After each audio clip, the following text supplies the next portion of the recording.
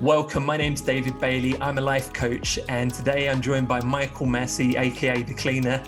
He is a man who has a lot of experience in the wellbeing industry and has recently started a new venture called the Himwood Institute. So thanks for joining us, Michael. Thank you, David. Great to be with you today. Yeah, lovely to have you. And I know I've heard a lot about you from various friends that we have.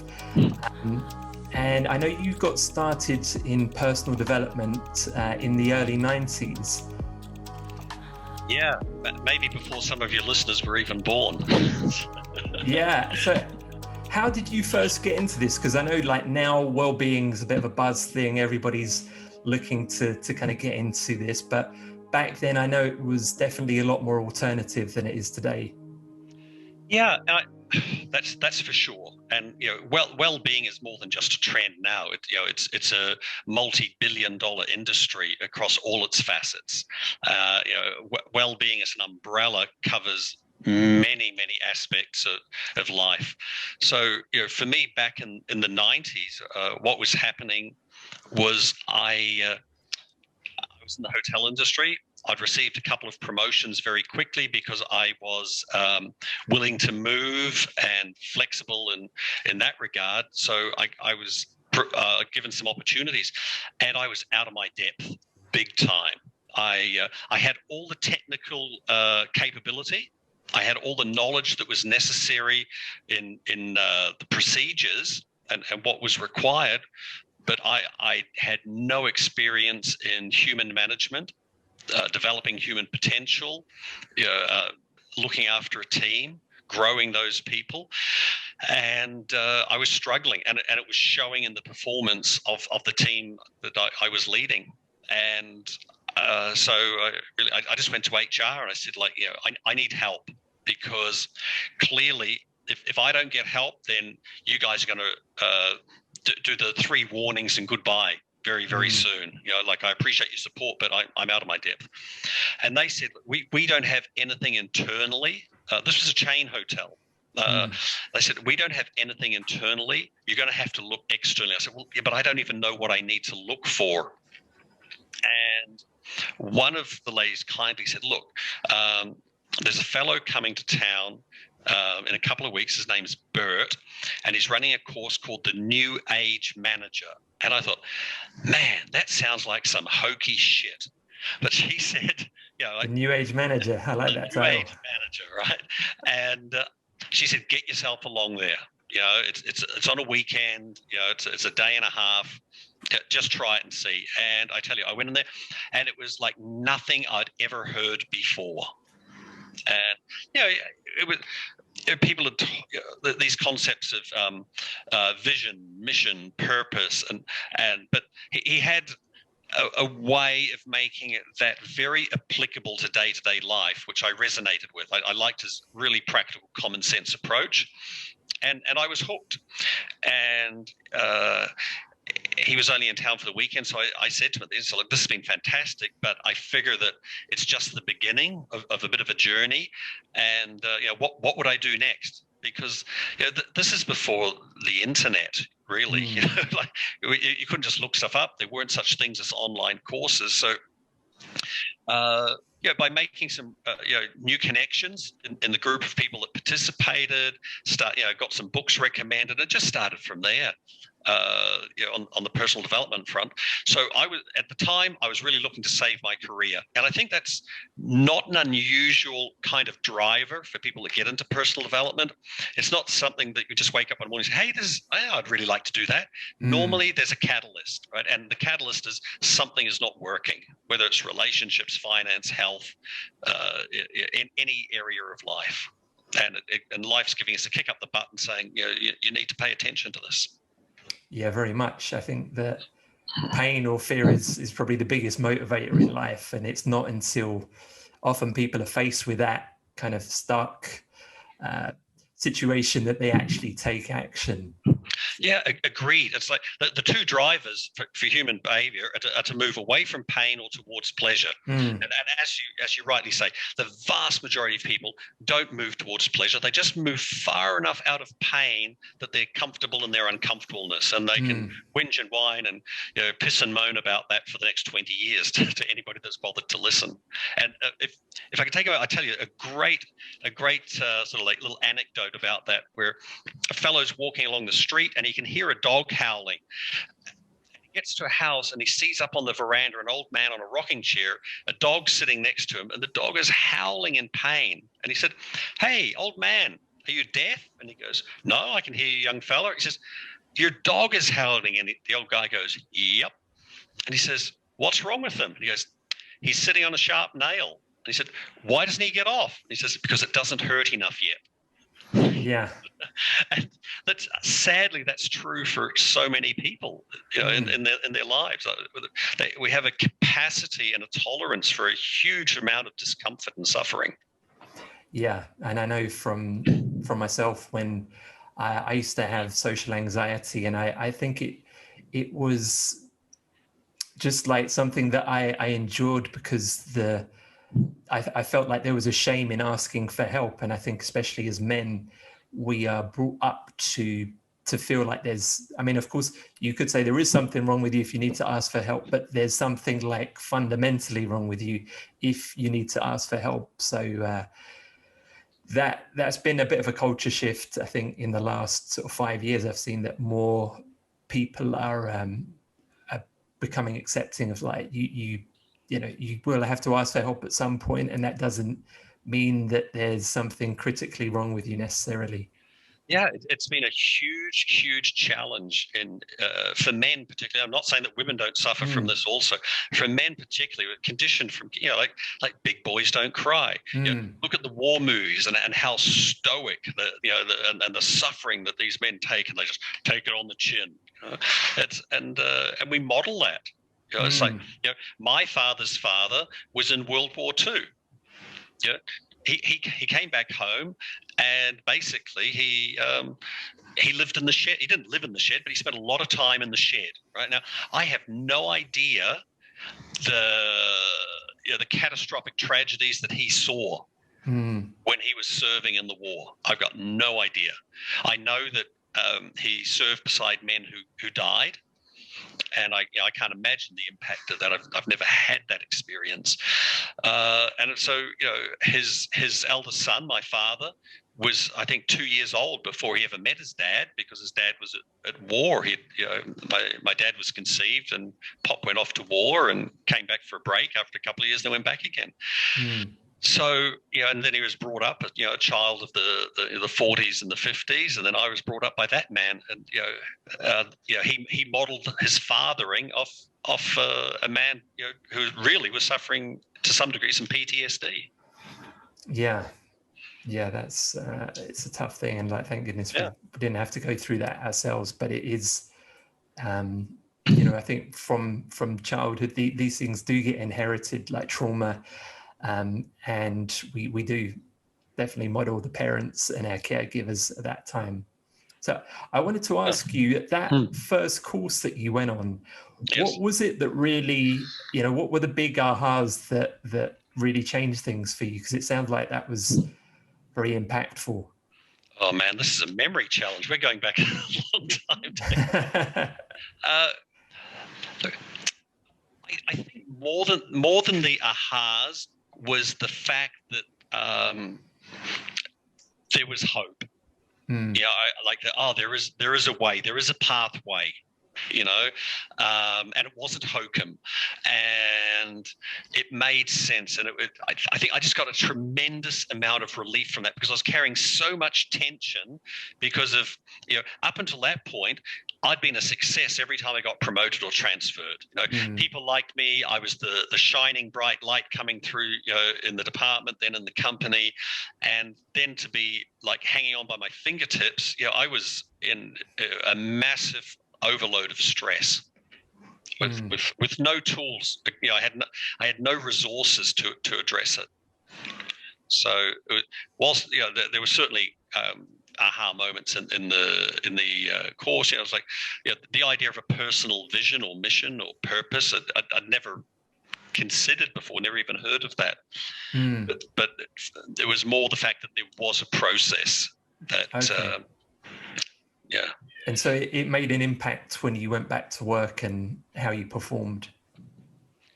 Well, the release of tension in me made an immediate impact because of the fact that I simply felt more relaxed. The whole environment changed. Okay. Yeah, and like I could breathe again, and that meant the people around me could breathe, and they weren't walking on tiptoes. So the energy changed. Yeah, and I don't say energy in some woohoo sort of imaginary rainbow unicorn way. I'm saying that like for me, everything is energy. And it's my energy shifted. So obviously, any environment I was in, the energy shifted as well. And we've all experienced that. Anybody listening or watching who's walked into a bar, that you've never been to before, instantly as soon as you go through the door, if is this safe? Is this fun? Like what's going on here? You get a sense of that. You've got antenna that you're maybe not even conscious of that give you this information.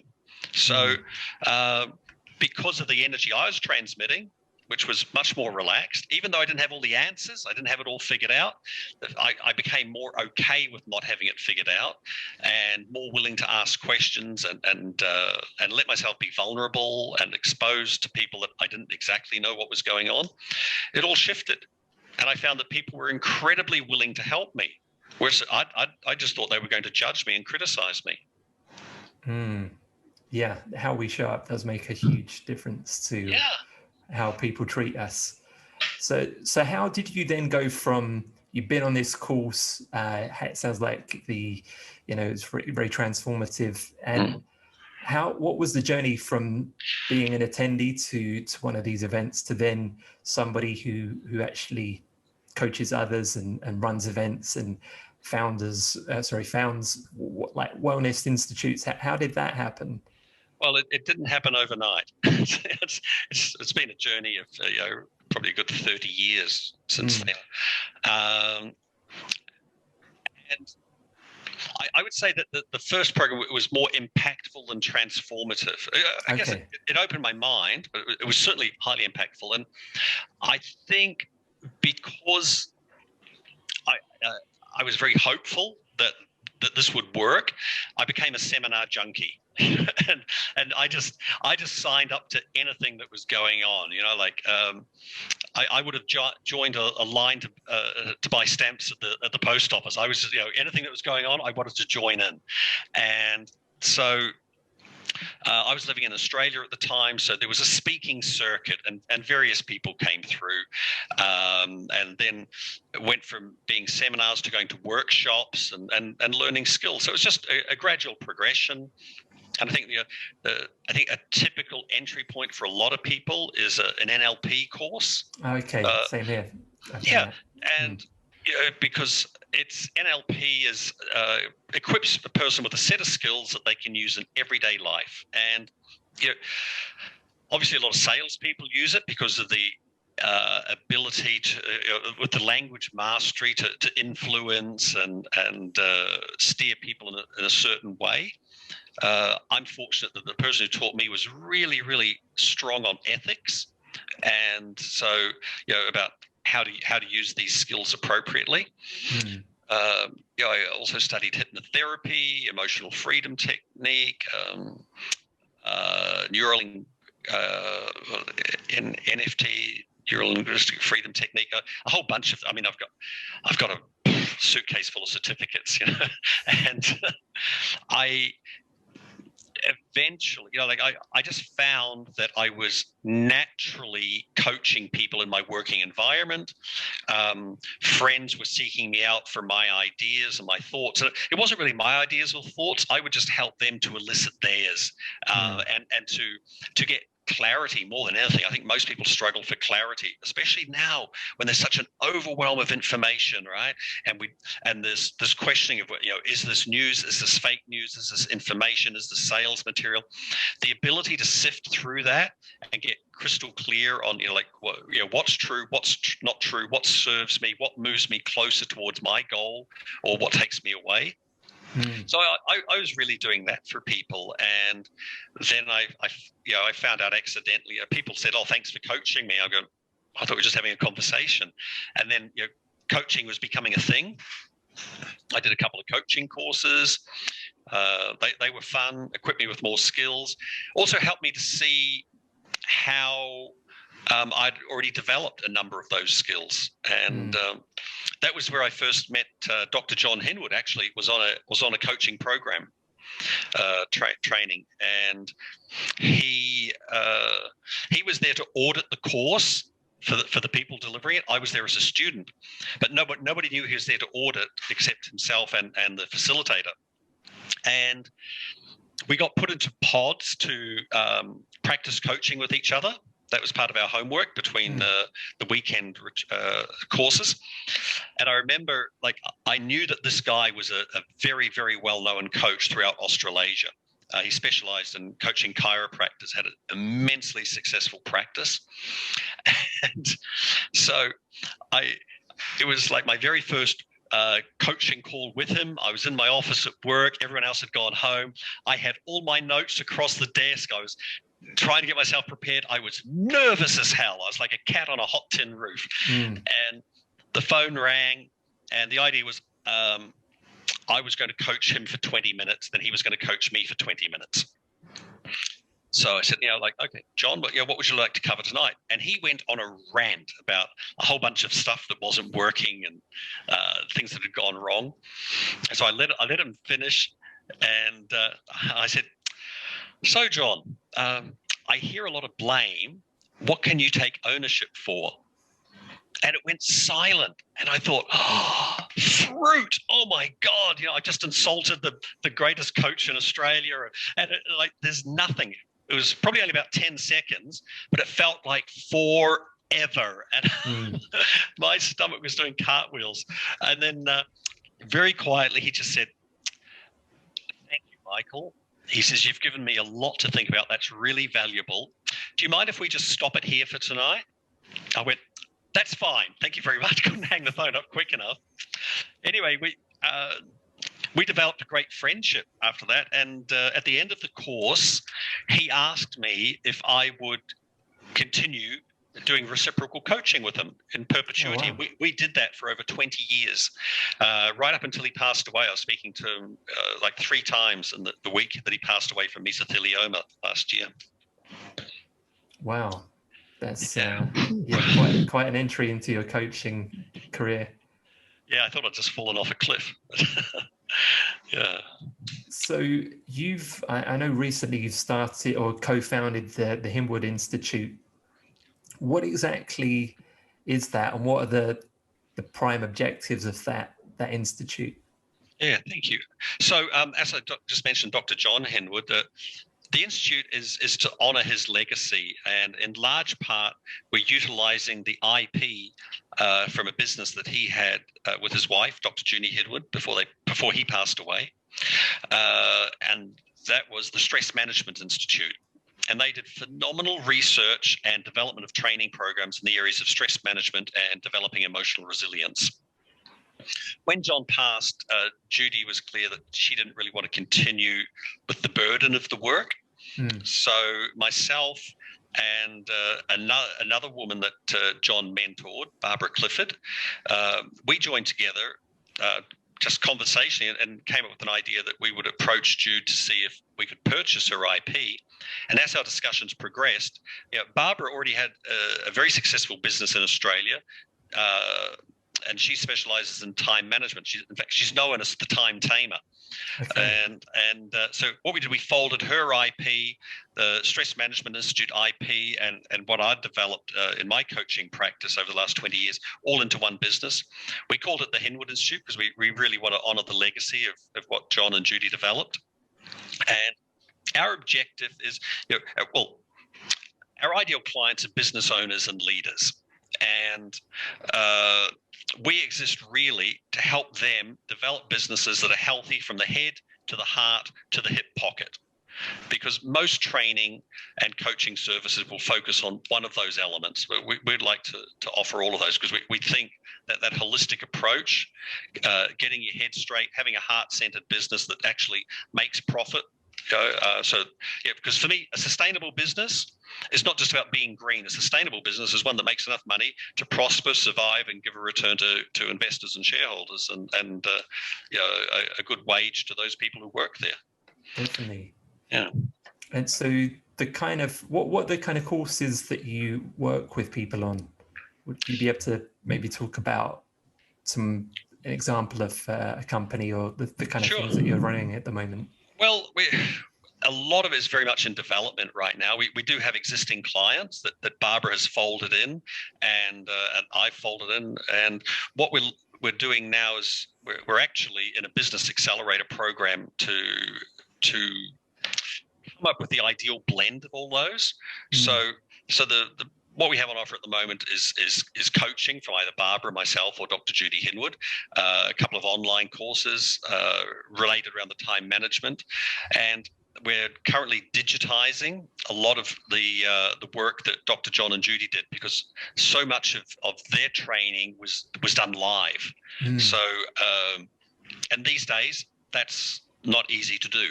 Right? There are a lot of restrictions placed on that. So we've got people working in India, the Philippines, and Australia, digitizing those assets and creating the online trainings, which we'll support with online coaching until such time as we can physically get in front of people again. And is the aim to work with groups, or is it more like individuals within these companies? We'll work with groups. We both Barbara and I have experience with that.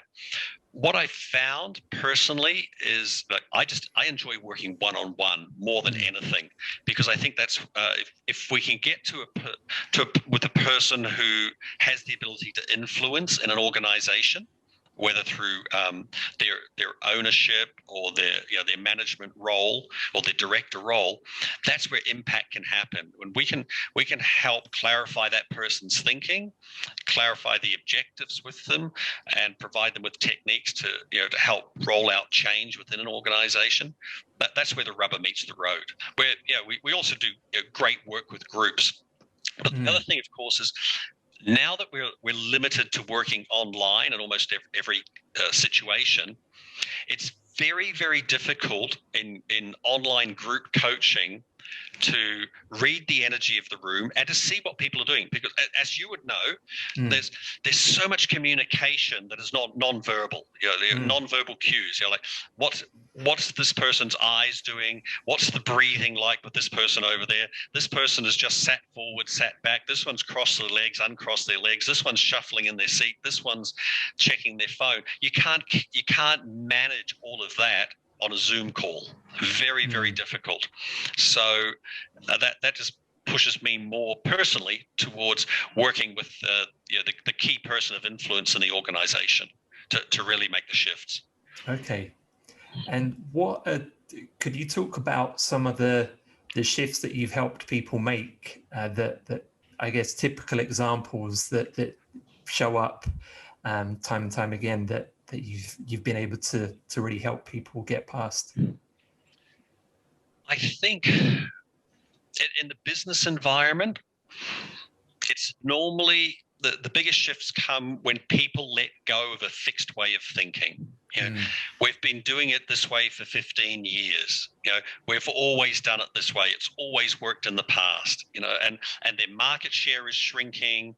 Their profit ratio is shrinking. They've got people leaving, and they're not willing to make a change. Everything changes. There are fundamental principles that remain constant, but everything changes. And if we don't change with it, then you're either going with the tide or the tide is overrunning you. Especially in business, there'll be someone out there that's hungrier, faster, smarter, whatever it is, better capitalized. So I think we need to remain open, and that's where biggest sticking point is when we've got owners or senior management that are unwilling to change. Okay, so willingness to change and look at new ways of doing things. Yeah. Yeah. And it doesn't mean a complete, upside down turmoil. Sometimes it's just a bit of pruning of an idea, polishing of another one.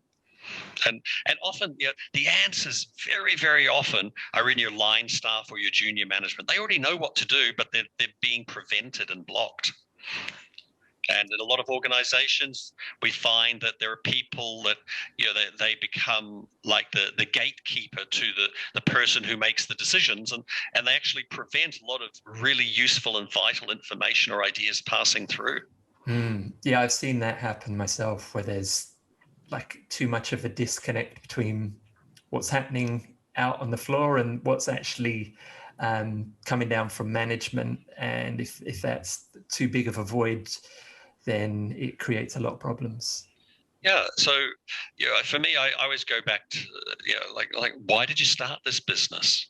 What do you want to get out of it? What did you want to get out of it then? What do you want to get out of it now? And because that often changes over time.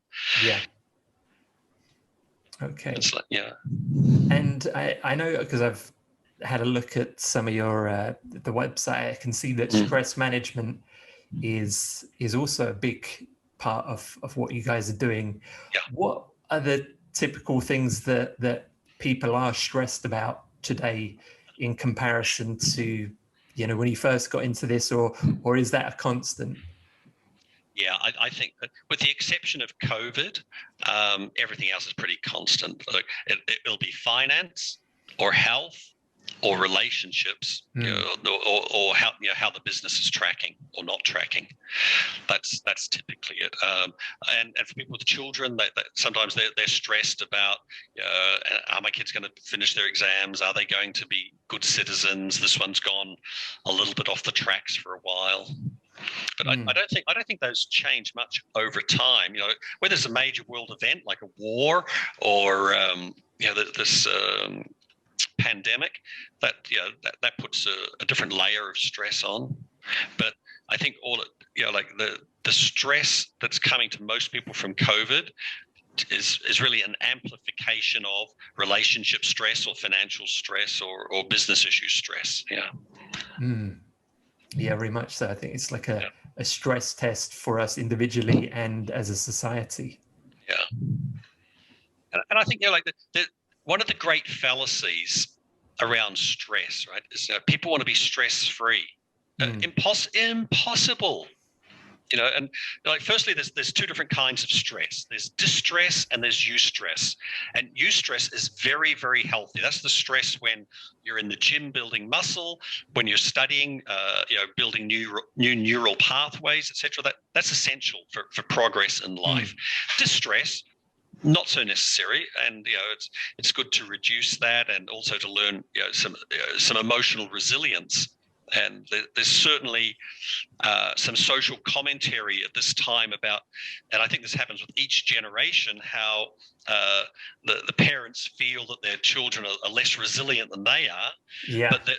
But they're also the parents that are creating a supposedly safer and safer environment for their children. So their children aren't exposed to a lot of things that would test them, stress them, educate them, and inform them. And therefore they're less resourced, less equipped to handle challenges. Yeah, I think that's a really fascinating topic, because I've observed that as well. And I think, as you're right, it's like every generation looks down to the next one and say, oh, you guys, you don't know how lucky you are. You've got it easy back in, during the war, like this kind of thing. And, I've seen that. And I've been in companies where, the even some of the training is I think somewhat, shall we say, less than useful in helping people develop resilience, because it's giving the idea that people are weak and can't handle any kind of discomfort, which I don't believe is true. And I think, obviously, personally, in my experience, when we're trying to develop resilience, it's doing it in a controlled fashion, and in a supportive environment where you're not just thrown into the deep end, although that can also be helpful sometimes. But being able to, like, from a training perspective or from a coaching perspective, doing it like in a supportive way where people are given the support so that they can develop resilience. Because I think that for modern society, many of the challenges that we would have faced, that, you know, if you look back at tribal societies where even, I know you're from Australia, like they'd have to do the walkabout where the young boy would have to go out into the outback for days on their own and face those challenges. And today it's like almost the opposite, where there's like a perpetual childhood and people are very much coddled. Maybe the expectations for education are higher, but the level of discomfort is removed to such an extent where anything that's hard is unusual because people are not used to that experience. Yeah, Baskin Robbins are only offering 35 flavors today instead of 37, so I'll have a meltdown. Yeah, it's tough. Yeah.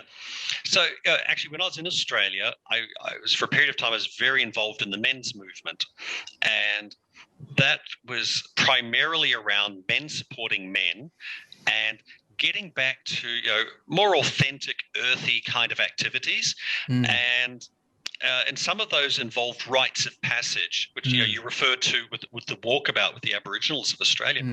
And that's something that's missing, certainly in a lot of Western cultures, you know, like a rite of passage, what is it, a bar mitzvah or a 21st party? That neither of those things in themselves equip a young man for manhood, adulthood. And you know, a rite of passage, you know, is a challenge. It's like a quest, and you know, challenge means it's challenging. You know, I see a lot of things advertised in social media. You know, do a 3-day fitness challenge, right? Well, if you're up to it, just try and do your best, and that's not a challenge. You know, it's a cool sounding word for marketing, but a challenge is something that tests one. You know, it's like for those people who are familiar with rugby, you know, the pinnacle of rugby is test matches between nations. Could be between Australia and New Zealand, France and South Africa, whatever. And they are hard competitions, and they test. You know, they test your physical conditioning. They test your response under pressure. They test your skill level, and I think that's something that is missing in our education system for a lot of people these days. So we do a lot of work around developing emotional resilience, a lot of work. Wow, I agree with everything you've said there. And I just recently spoke to a friend of mine who he works as a men's coach in the UK. And yeah, I agree, like many of the problems that men face, because I think they haven't had healthy challenges, and so, you know, people will often go off the rails or feel somewhat emancipated, and it's just, I think, a necessary component, not just for men, for women too, to have a rites of passage and to prepare you for survival. Literally, that's why they had these things, to prepare you for survival on your own, and that's very necessary. So how is it that you incorporate that within the kind of work that you do? Oh, I don't know that it's formally structured, but it's just that, you know, and I think you'd probably know that when you're coaching somebody, there are just times where something comes up, something presents, and you're able to just reference an experience you've had, some knowledge you've got, and make that useful for them. So we're not about doing rites of passage exercises for corporations. Plenty of people out there doing that. Yeah. It's a cool idea, though. Right, let's get all the C-suite executives, make them do a fire walk. You know? Yeah. But I think, you know, in those men, you know, that men's movement, when I was involved, it was also about developing healthy brotherhood, because if you think about, you know, where do men collect and where do men assemble and share? Well, the pub, the footy club, and what are the other options? And so, you know, and I think, you know, the escalation in number of gang membership is simply young men wanting brotherhood, and particularly where there are absent fathers. There's a lot of women out there doing their best, doing a really tough job raising a child or children by themselves. And with all respect to women, typically a woman can't teach a boy how to be a man. She ideally experienced how to teach a young woman, a girl to become a young woman, but not a man. And that's why, around 12, 13, 14, you see these boys acting out against their mothers, trying to cut that invisible umbilical cord. The mother's still caring for them, knows they're just a baby in a growing body, and there's no man around to do his job and pull that kid into line and show him how to be a man. So they go looking for it wherever they can, and unfortunately for a lot of them, they fall into gangs. Yeah, that's very true. And do you have any advice for, like, what do you think?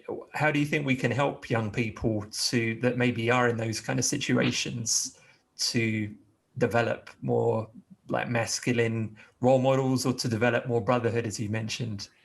Yeah, I think sports is one way, team sports. But really, I think it's less the responsibility of those kids and more the responsibility of men in the community. And there are organizations where men get together and they act as like an informal uncle to teenagers and that sort of thing. There's in some communities there's those kind of programs running, but it's not on the kids. It's on the adults to square up to this, because we created it, right? We had our 15 minutes of fun or whatever it was, and suddenly we have this responsibility that we might not have anticipated, and but it is a responsibility, and it's like man up. Do it. And okay, maybe you don't get on with the mum. Maybe there's no possibility of a romantic relationship. At least have a healthy relationship for the kids' sake. Yeah, and your own sake, because it's going to eat your liver later on. Yeah. I was very fortunate in my childhood that, well, number one, my parents stayed together, and also I joined a youth club, and that really was massively influential, because there were like healthy role models within that club, and I got a lot of independence. I got the opportunity to go abroad, to travel, to do things when I was very, very young without my parents, and that really helped me a lot with confidence and independence that I know wouldn't have been the same if I'd been going on trips with my parents to these places. Having that freedom within a safe environment, it was, and having those male role models there was really massively influential on me. And I think that those kind of clubs are very important, that young people have the opportunity to be in. Yeah, absolutely. And it could be a dance club, it could be an orchestra, it could be a photography club, it could be a football team, doesn't matter, but it's getting around like-minded people. And it's essentially, because what you're describing there is you are actually developing emotional resilience. You're getting separated from your parents, you're getting put into new environments, but in a supportive manner. So you're actually developing emotional resilience naturally along the way. And that's how it's always been from when we're tribal communities. Somebody would teach you how to fish, somebody would teach you how to garden, somebody would teach you how to weave or be a potter or make wagon wheels. But like when I did my apprenticeship, when I first left school, I was a printer of all things. And in those days, an apprenticeship was viewed very, very seriously by the tradesmen. They saw it as their duty, not only to impart the craft to you and to hold you to a standard, but also to develop you as a young man, because they knew that you were just full of fire and brimstone. You're a teenager. You think you're going to take on the world, and they would knock some sense into you sometimes, and then they'd be there with a shoulder at other times, and it was like having a bunch of well-intentioned uncles around. But we've lost that. seem more concerned about imparting technical knowledge than these other aspects of learning, which is a shame. And of course, the other thing that you were describing when you talked about those youth club adventures was they were real. They weren't virtual. Yeah. And there is a tremendous difference. Like, I'm all for online stuff. Like, it's great. I can shop and get whatever I want. I can research. I can look at amazing videos and movies and incredible content that people produce for either entertainment or learning. But it's not real. And there's a significant difference. And I think some people struggle to understand that and make the step between the two worlds. Yeah, very much, because it's so easy to just get on the online world, and because it requires less of us. I always think of like online dating as the perfect example of that. It's can be emotionally challenging. If you see somebody you're attracted to, you want to speak to them, that can be a hard thing for many people. It was for me for a long time. And, one of the reasons that I like developed social confidence was because I wanted to meet someone. I wanted to have a girlfriend. And I think if I'd been in the situation where I could have just hid behind a profile on a phone, then it would have been very easy to have just taken that option, but never have learned to develop the social skills that were necessary in order to get me out in the world, speaking to people and able to hold down a conversation, able to face those fears. Because it might seem like a great hack. You can get a date on a phone without having to, get the courage to ask somebody or maybe get shut down. But that courage, I believe, it's like a barrier to entry, because if you're not able to face that test, that of fear, then during a relationship with a man or a woman, you're going to face a lot more challenges than that, and we're kind of robbing people of that ability or opportunity to develop emotional resilience. And I think, like we're saying, with training or with support, it's great. I think that people can have support to learn these skills, but I think it's very necessary that they do get real world experiences and don't just take the easy option, because the easy option is not always the best option. Yeah. And you remind me of an interview I once saw with Gwyneth Paltrow. And she said that when she started to become famous or a celebrity, she said one of the interesting things that happen is people start removing obstacles for you. You don't have to take these phone calls you don't want to. You don't have to see this person you don't want to. You get in anywhere you want to. The car is always ready. You get the clothes you want to, and everything's done for you. And she said, imperceptibly to her behavior changed. And it took her father to sit her down and have a conversation with her and explain it. And he did it very simply. He said, she quoted him, she says, "You're turning into a bit of an asshole." and he explained it to her, and she went, "Oh, wow, you're right. You're right." And so I see that online does the same thing. It removes a lot of those obstacles, those and challenges. I remember for me, the first time I asked a girl out was for a school dance when we were about 12, and I did it over the telephone, right? Well, it was probably the most terrifying 5 minutes of my life up till then. Really, it just took. I was exhausted afterwards, absolutely exhausted. She was delighted, but I was exhausted by that. Yeah, it's the. I think. Yeah, it can be a very, very challenging thing for a lot of young men, and it's something that I actually help guys with, because I know like that there isn't that much healthy support, and I think it's a very necessary skill, and there's a lot that comes from it, not just getting a date, but being willing to be able to face difficult emotions. Yeah. And well, even the whole thing, like, why do you want to get a date? Are you looking for a relationship? Are you just trying to get laid? Like, what's really going on? And the number of men who mislead women, and I have been in that camp. in the past, who mislead women because really what they want is sex. Yeah. And they'll do the dance of pretending to be charming and lovely and kind and understanding and listen to her. All they want to do is get in her pants, right? And it's very hard to tell the difference because often the woman is saying like, "This is what I want. I want this caring. I want this attention." And it's just like, "Oh well, if this is the price I pay, then okay, yeah, I'll do that."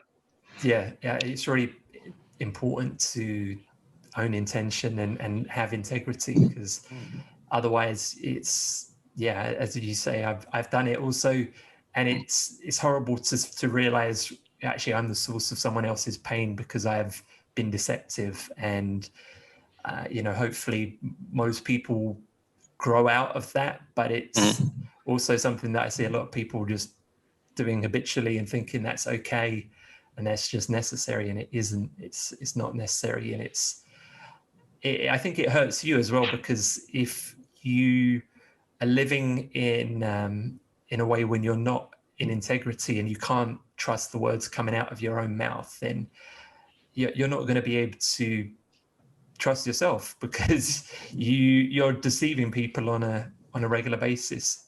Totally, it seeps into every aspect of your life. Yeah, and you become misleading, whether that's by withholding or lying. Little lies, big lies, white lies, they all count, right? Very much, yeah. And I've seen this quite interestingly. Like I'm sure you've probably seen this when you're working with people in business, and I know you do a lot of often the areas like that from my experience, people come to you saying, "I want this is my problem," and often it isn't the main problem. The main problem can be something going on in their personal relationship at home, where they are perhaps not living with integrity, and not saying that they're like necessarily lying to their wife like that, but doing something that isn't great, or they're not facing up to something. And then once that is addressed, then the whole business thing fixes itself almost. Yeah, I would say that's true in at least 99.999% of cases. Oh, is it only that much? Yeah. The symptom is not the issue. Yeah.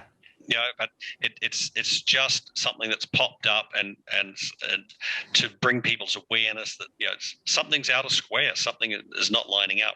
And and that's partly where I got my nickname, the cleaner, because I go around cleaning up. Now, it doesn't mean I clean up people's messes for them, but I help them clarify, and the act of clarification is like filtering out anything that's not pure. So so we just clean and clean and clean. And most people, I would say, unless there's something really wrong in their wiring, most people want to be good. Most people want to do good. Most people want to help others. Most people want to contribute to their communities. They want families to flourish. They want their employees to flourish as well. But they get caught. They get sidetracked. They just get sidetracked. And so, and you're right. When they're out of integrity in one aspect, it starts poisoning the whole well. Yeah, it's really amazing, because I used to think, you can compartmentalize things, and you can to an extent, but as you said, it bleeds into other areas, and how you behave in your personal life, how you behave in your romantic life, how you behave in your work life, all of these things are very much related.